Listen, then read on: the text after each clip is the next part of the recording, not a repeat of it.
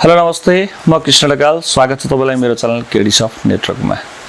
पछिल्लो समय निर्माण व्यवसायी पलायन भइरहेको अवस्थामा चाहिँ राज्यले एउटा राम्रो कानुन संशोधन गरेको छ, जो निर्माण व्यवसायलाई एकदमै राम्रो कुरा हो। र अर्को कुरा, निर्माण क्षेत्रमा ठुलो क्रान्ति बनियो।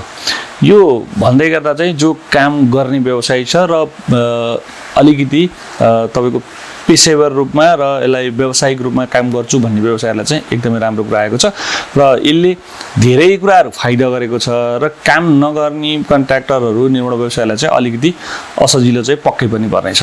र पछिल्लो समय फाइदा भनेको धेरैजनाले बुझिसक्नु पनि भएको छ होला, ठुला व्यवसायले अलिकति जानकारी पनि राख्नु भएको छ र साना व्यवसायलाई पनि के फाइदा छ भन्ने कुरा चाहिँ कतिपयलाई जिज्ञासा हुनसक्छ र जानेकालाई चाहिँ थाहा भइसकेको नै कुरा भयो। ऐनमै संशोधन भएर आइसक्यो र व्यवहारमा पनि लागू भइसकेको अवस्था छ। तर मसिनोहरु बुझ्दाखेरि चाहिँ अब पहिला जस्तो ठेक्का पाउनको लागि चाहिँ लो बिड गर्नुपर्ने अवस्था चाहिँ रहेन। अब हामी एभरेज बिडिङमा चल्दैछौँ। एभरेज बिडिङ भनेको चाहिँ कुनै पनि कन्ट्र्याक्टलाई इस्टिमेट 1 करोड छ, 1 करोडमा ठेक्का खुलाइएको छ र त्यो ठेक्कामा 7 जना सहभागी भए। जुन 7 जना 1 करोड भन्दा तलै बिड गरेका 7 जना छ भने 7 जनाको बिड गरेको एमाउन्ट जोडिन्छ र जोडिसकेपछि डिभाइड बाइ 7 गर्ने भयो। 7 गर्दा जुन एमाउन्ट आउँछ त्यो एमाउन्ट चाहिँ त्यो 7 जनाको कसको नजिक छ हो, त्यो नजिककोलाई नै ठेक्का दिने भने हो। त्यो गर्दाखेरि चाहिँ कसैले पनि अब ठेक्का पाउनेको लागि लो बिड पनि गर्ने भएनन्। र अर्को कुरा, स्ट्यान्डर्ड बिड गर्ने भयो। उसले हरेक आइटमलाई चाहिँ आफूले काम गर्न सक्ने दर रेटमा नै टेन्डर बिड गर्ने भयो। यो गर्दाखेरि चाहिँ राज्यको बुझाइ पनि के छ भने गुणस्तरको काम पनि हुन्छ, काम समयमा हुन्छ। निर्माण व्यवसायले चाहिँ घटेर ठेक्का लियो, फाइदा हुने काम पहिला गर्यो अथवा फ्रन्ट लोड गर्यो भन्ने अवस्था पनि रहँदैन। र अर्को कुरा चाहिँ यो सँगसँगै अर्को कुरा के पनि जोडिया छ भने चाहिँ कुनै आइटम चाहिँ जस्तै ओभरअल ठेक्का चाहिँ 30% नघटेको भनेको 30% नबढेको, 30% भित्रै भएको, 27, 28, 29, 30 भित्रै परेको। तर कुनै कुनै आइटमहरू चाहिँ 40-50% पनि जान सकिन्छ। त्यो 40-50% बढी गएको आइटमको चाहिँ राज्यले रेट एनालाइसिस माग्छ।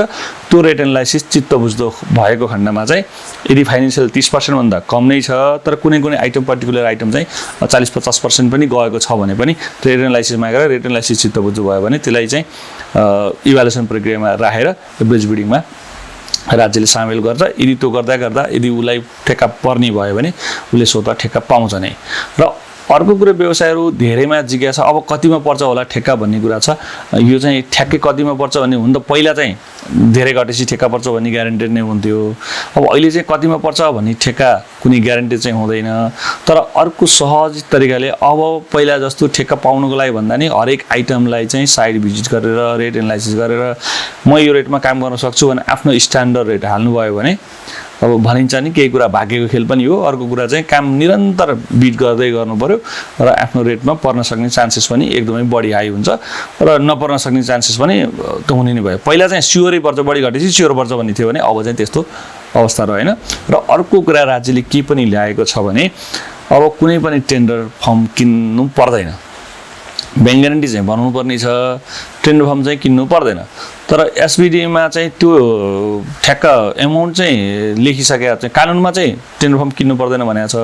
तर एसबिडीमा आउँदै गर्दा चाहिँ टेन्डर फर्म बिड फीको चाहिँ प्रावधान त राखेको छ।